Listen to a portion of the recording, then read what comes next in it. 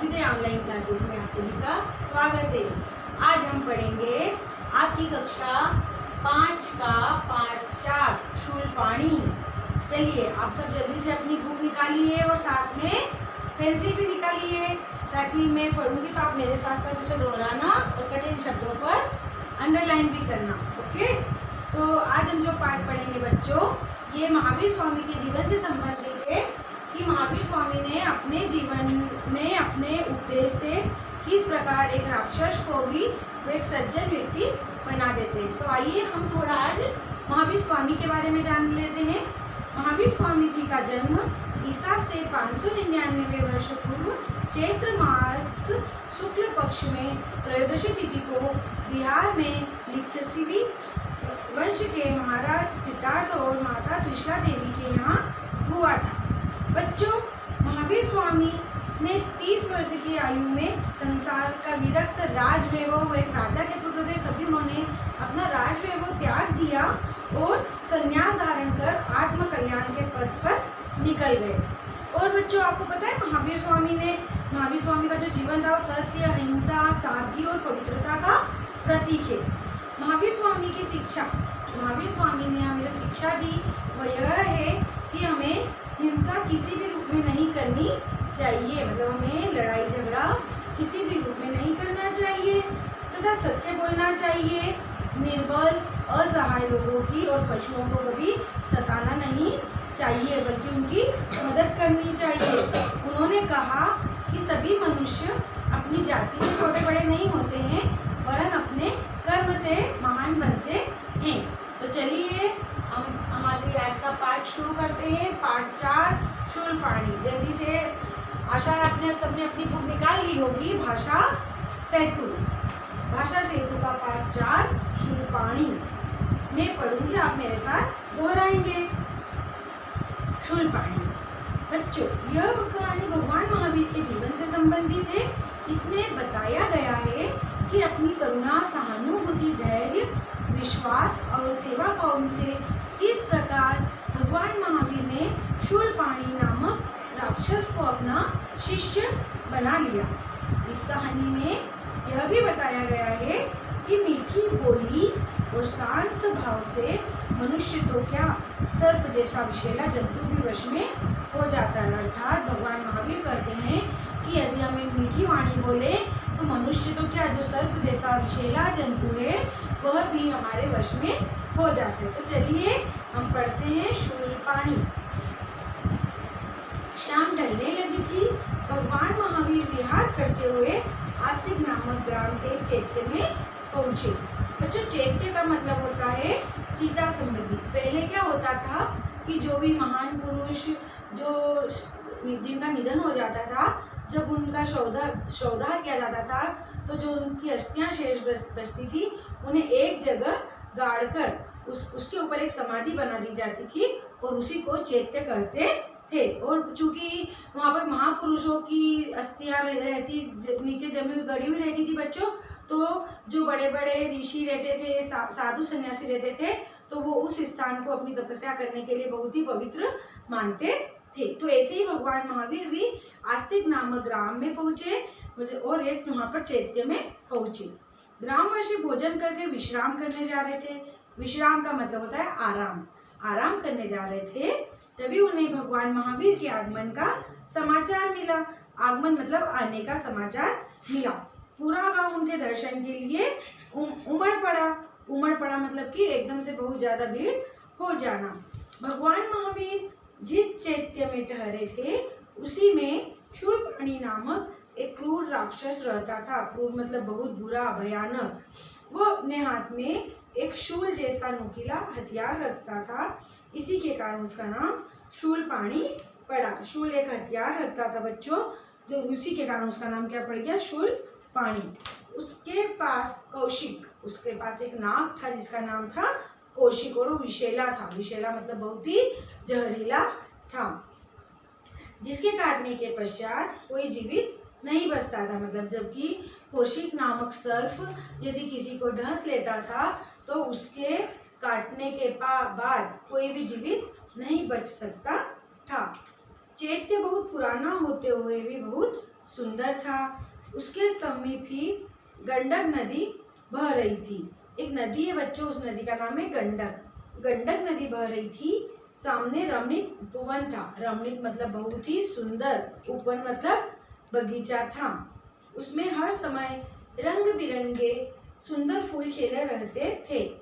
उपवन के बीचों बीच पीपल का एक विशाल वृक्ष था। विशाल मतलब कि बहुत बड़ा वृक्ष था। भगवान महावीर इसी पीपल के वृक्ष के नीचे बैठ गए। गांव वाले एक एक करके आते गए और उनके चरणों का स्पर्श करके उनके सामने भूमि पर बैठते गए। स्पर्श करना मतलब कि छूना। उन्होंने उनके चरण स्पर्श किए, उनके पैर छुए और उनके सामने भूमि पर बैठते गए। थोड़ी देर में वहाँ सारा गांव एकत्रित हो गया। एकत्रित हो गया मतलब कि सभी गांव वाले इकट्ठा हो गए। भगवान महावीर ने उन्हें धर्मोपदेश दिया। धर्मोपदेश मतलब धर्म के बारे में बातें बताई। गांव वालों को उनका उपदेश बहुत अच्छा लगा। भगवान महावीर ने जो बातें बताई थी, सत्य, अहिंसा, सादगी की, धर्म के बारे में जो भी बातें बताई थी गांव वालों को, वो सभी गांव वालों को बहुत अच्छी लगी। उपदेश की समाप्ति पर भगवान महावीर ने लोगों को अपने अपने घर जाने को कहा, पर वे अपनी जगह से हिले तक नहीं। जब पूरा उपदेश खत्म हो गया तो भगवान महावीर ने सभी गांव वालों से कहा कि अब सभी अपने अपने घर जाएं, परंतु वे तो अपनी जगह से हिले तक नहीं। गांव वालों ने उनसे गांव में चलने का आग्रह किया। आग्रह किया मतलब कि निवेदन किया कि आप यहाँ मत रुकिए, आप हमारे गांव में चलिए। भगवान महावीर ने इनकार कर दिया। गांव के मुखिया बोले, प्रभु, इस चैत्य में एक राक्षस रहता है, वह बहुत निर्दयी है।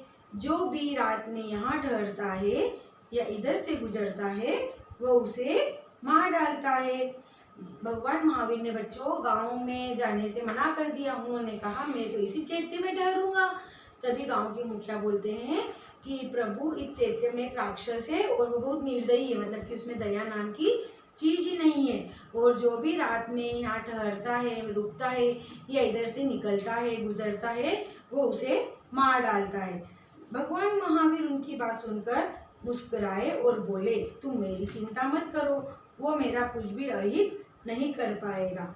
इतना कहकर वे समाधि लगाकर बैठ गए। गांव वाले दुखी मन से लौट आए। भगवान महावीर ने उनकी बात सुनी मुखिया जी की और फिर कहा कि तुम मेरी चिंता मत करो, वह मेरा कुछ भी अहित मतलब बुरा नहीं कर पाएगा। और इतना कहकर वह समाधि लगाना मतलब आँख बंद करके अपने ध्यान में बैठ गए। गांव वाले दुखी हो गए, पर वो कर भी क्या सकते थे, वो वापस अपने गांव में आ गए। कुछ समय पश्चात अंधेरा हो गया। अंधेरा पश्चात मतलब बाद में रात हो रही थी। शूलपाणी बाहर से लौटा। और फिर शूलपाणी तो राक्षस था, दिन भर जंगल में घूमते रहता था। फिर वो बाहर से लौटा। उपवन में एक व्यक्ति को समाधि लगाए बैठे देखकर चौंका। जब उसने उपवन मतलब बगीचे में देखा कि कोई एक व्यक्ति है जो समाधि लगाकर पीपल के पेड़ के नीचे बैठा है, तो एकदम चौंक गया और क्रोध से उसकी आंखें लाल हो गई। मतलब उसे क्रोध आ गया, उसकी आंखें लाल हो गई, मतलब उसे बहुत ज्यादा गुस्सा आया कि चैत्य पर तो सिर्फ मेरा ही अधिकार है, मेरे अलावा कोई दूसरा तो यहाँ आ ही नहीं सकता। इसी कारण वो बहुत गुस्सा हो रहा था। वह भगवान महावीर को गालियां देने लगा। उसने उन्हें जान से मारने की धमकी भी दी। उसने भगवान महावीर से कहा कि मैं तुम्हें जान से मार दूंगा। भगवान महावीर पर इसका कोई प्रभाव नहीं पड़ा। भगवान महावीर पर उसका कोई असर नहीं पड़ा। वो उन्हें चिल्लाता रहा, बोलता रहा, डराता रहा, धमकाता रहा, पर भगवान महावीर का उन पर कोई प्रभाव नहीं पड़ा। वे समाधि लगाए बैठे रहे। भगवान महावीर ने अपनी जैसी समाधि ध्यान की मुद्रा में लगाई थी, वैसी मुद्रा में वे समाधि लगाए रहे। क्रोधित होकर शूलपाणी ने कौशिक नाग से कहा, तुम इस दुष्ट महात्मा को काट लो। जब भगवान महावीर पर शूलपाणी की बातों का कोई असर नहीं हुआ, भगवान महावीर उससे डरे नहीं, तो उसने क्रोधित होकर शूलपाणी ने अपने कौशिक नाग से कहा कि तुम इस दुष्ट पर महात्मा को काट लो। कौशिक फुंफकारता मतलब कि जो सांप आवाज निकालता है उसे कहते हैं। फुंफकारता हुआ भगवान महावीर की ओर बढ़ा। तभी भगवान महावीर ने शांत भाव से कहा, कौशिक जरा सोचो, तुम क्या करने जा रहे हो, ऐसा करने से तुम्हें क्या लाभ होगा। जैसे ही कौशिक नाग भगवान महावीर के पास आता है, भगवान महावीर एकदम शांत, डरते नहीं, बैठे रहते हैं बच्चों, और बोलते हैं कि सोचो कि तुम क्या करने जा रहे हो, ऐसा करने से तुम्हें कुछ फायदा होगा क्या। जो तुम यदि मुझे काटने आ रहे हो तो मुझे काटने से तुम्हें कुछ फायदा होगा। अब भगवान महावीर की अमृतमयी वाणी सुनकर सर्प सम्मोहित हो गया। मतलब कि जो सर्प था उसने इतनी अच्छी भगवान महावीर की वाणी सुनी तो भगवान सम्मोहित हो गया, मतलब वश में हो गया महावीर स्वामी के, और वह जहाँ का तहाँ रुक गया। मतलब वह जहाँ था वहीं का वहीं रुक गया। शूलपाणी और अधिक क्रोधित हो गया, मतलब शूलपाणी को ज्यादा गुस्सा आने लग गया। वह चिल्लाया, कौशिक तुम इस दुष्ट महात्मा के कहने में क्यों आ रहे हो। क्या इसी दिन के लिए मैंने तुम्हें पाला पोसा है। मैं नहीं जानता था कि तुम कितने धूर्त निकलोगे। जब कौशिक भगवान महावीर को नहीं रहता है, वो वहीं रुक जाता है, तो शूलपाणी को बच्चों और अधिक क्रोध आ जाता है, और वह शूलपाणी को कहता है कि क्या इसी दिन के लिए मैंने तुम्हें पाला पोसा था, तुम तो बहुत धूर्त मतलब मक्कार हो। अब मैं स्वयं इसका वध किए देता हूँ। यदि तुम इसको नहीं काटोगे तो मैं स्वयं इसका वध मतलब इसे मार डालूंगा। शूलपाणी ने अपना शूल उठाया। जैसे ही उसने भगवान महावीर पर आक्रमण करना चाहा, कौशिक नाग ने उसे ढस लिया। जैसे बच्चों शूलपाणी भगवान महावीर को शूल से मारने के लिए आता है, तो जो शूलपाणी का नाग रहता है कौशिक, वही शूलपाणी को क्या करता है, ढस लेता है। शूलपाणी धड़ाम से भूमि पर गिर पड़ा और तड़पने लगा। उसे तड़पता देखकर भगवान महावीर को बहुत दुख हुआ। देखिए बच्चों, कौशिक नाग ने जब शूलपाणी को ढस लिया तो वह तड़पते हुए जमीन पर गिर गया। फिर भी उसने भगवान महावीर को भला बुरा कहा, उसने भगवान महावीर को भला बुरा कहा, और यहाँ तक कि अपने नाक से उनको काटने के लिए भी कहा। लेकिन जब नाग ने खुद ही शूलपाणी को ढस लिया तो फिर भी भगवान महावीर को दुख हुआ। ऐसे थे भगवान महावीर। उन्होंने कहा, शूलपाणी घबराओ मत, मैं अभी जड़ी बूटी लाकर तुम्हारा उपचार करता हूँ। उन्होंने कहा कि शूलपाणी तुम घबराओ मत, मैं अभी जंगल जाता हूँ और जड़ी बूटी लाकर उसकी दवाई बनाकर तुम्हारा इलाज करता हूँ। उपचार करना मतलब होता है इलाज करना। भगवान महावीर जंगल की ओर निकल गए। अंधेरा होने के कारण उन्हें बहुत परेशानी हो रही थी, फिर भी उन्होंने एक जड़ी बूटी खोजी ली। फिर अंधेरा था बच्चों, भगवान महावीर जंगल की तरफ गए तो उन्हें बहुत परेशानी भी हुई, क्योंकि रात में उन्हें कुछ ढंग से दिखाई भी नहीं दे रहा था। फिर भी उन्होंने बहुत कठिनाई से एक जड़ी बूटी ढूंढ ली। जब वे लौटे तो गांव के बहुत से लोगों को वहां पाया। गांव के लोगों को भी भगवान महावीर की चिंता हो रही थी, इसीलिए गांव के लोग भी वहां इकट्ठा हो गए थे चैत्य में। भगवान महावीर ने जड़ी बूटी घिसकर शूलपाणी का उपचार करना आरंभ किया तो गांव के मुखिया ने कहा, भगवान इसे न बचाएं, यह हत्यारा और पापी है, यह निर्दोष लोगों को सताता है, अतः इसे मर जाने दें। जब भगवान महावीर बच्चों जड़ी बूटी घिस रहे थे तो गांव वालों ने मना कर दिया उन्हें ऐसा करने से कि आप इसे मत बचाइए, यह दुष्ट है, यह निर्दोष लोगों को सताता है, उनको मार देता है, अतः इसका मर जाना ही अच्छा है। महावीर स्वामी ने कहा, तुम्हारा कथन ठीक है। महावीर स्वामी मुखिया जी से कहते हैं कि आप जो कह रहे हो वो सही है, पर इस समय शूलपाणी कष्ट में है, मतलब परेशानी में है। हमें कष्ट में पड़े जीव की मदद करनी चाहिए, मतलब जिस जीव को भी कष्ट हो हमें उसकी मदद करनी चाहिए। शूलपाणी का स्वभाव है दूसरों को कष्ट देना और मेरा स्वभाव है दूसरों की मदद करना। भगवान महावीर कहते हैं मुखिया से कि हर व्यक्ति का अपना स्वभाव होता है। जैसे शूलपाणी का स्वभाव है दूसरों को कष्ट देना, इसीलिए वो दूसरों को कष्ट देता है, और मेरा स्वभाव है दूसरों की मदद करना, इसीलिए मैं हमेशा दूसरों की मदद करता हूँ। लोग चुप हो गए। भगवान महावीर की इतनी अच्छी बात सुनकर लोग चुप हो गए। कुछ देर में ही शूलपाणी स्वस्थ हो गया। फिर थोड़ी देर बाद ही क्या देखते हैं कि शूलपाणी तो अच्छा हो गया। वो उठकर भगवान के चरणों में गिर पड़ा और बोला, प्रभु मुझ अज्ञानी को क्षमा कर दे, मैं बहुत बड़ा पापी हूँ। मैं जानता हूँ कि मेरे अपराध क्षमा करने योग्य नहीं है। अब मैं आपकी शरण में आया हूँ, आप जो चाहे सजा दे। जब शूलपाणी को बच्चों होश आ जाता है तो वह उठकर भगवान महावीर के चरणों में गिर जाता है और उनसे माफ़ी मांगता है और कहता है कि यद्यपि मैं माफ़ी मांगने के लायक तो नहीं हूँ, फिर भी मैं आपकी शरण में आया हूँ, तो अब आप चाहे जो मुझे सज़ा दे सकते हो।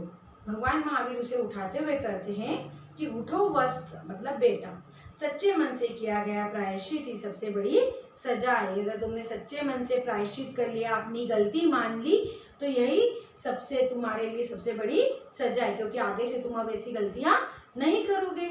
मुझे अपना शिष्य बनाकर दीक्षा दे, मैं प्रण करता हूँ कि अब किसी को नहीं सताऊंगा, शूलपाणी ने कहा।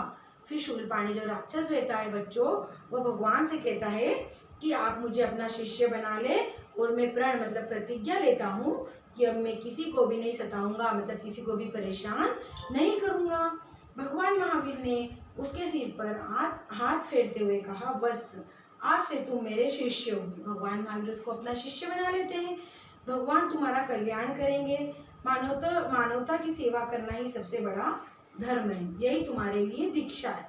भगवान कहते हैं शूलपाणी को कि मानवता की सेवा करना ही तुम्हारा सबसे बड़ा धर्म है, और यही मैं तुम्हें दीक्षा दे रहा हूँ, मतलब शिक्षा दे रहा हूँ कि आज से तुम हमेशा मानव जाति की सेवा करते रहोगे।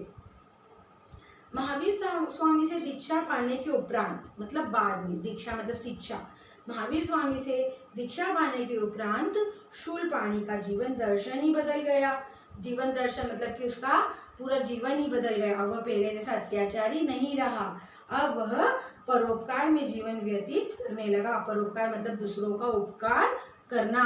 तो अब वह बच्चों क्या कर रहा, उसमें क्या करने लगा, शूलपाणी दूसरों का उपकार करने लग गया। तो देखा बच्चों आपने, शूलपाणी नामक भगवान महावीर ने अपने उपदेश से, अपनी वाणी से शूलपाणी नामक राक्षस को और कौशिक नाम जैसे विषैले सर्प को भी अच्छा बना दिया था। तो हमें भी भगवान महावीर की बातों का पालन करना चाहिए, और जो उन्होंने शिक्षा दी है करुणा, सहानुभूति, धैर्य की, हमें उनके पथ पर जरूर चलना चाहिए।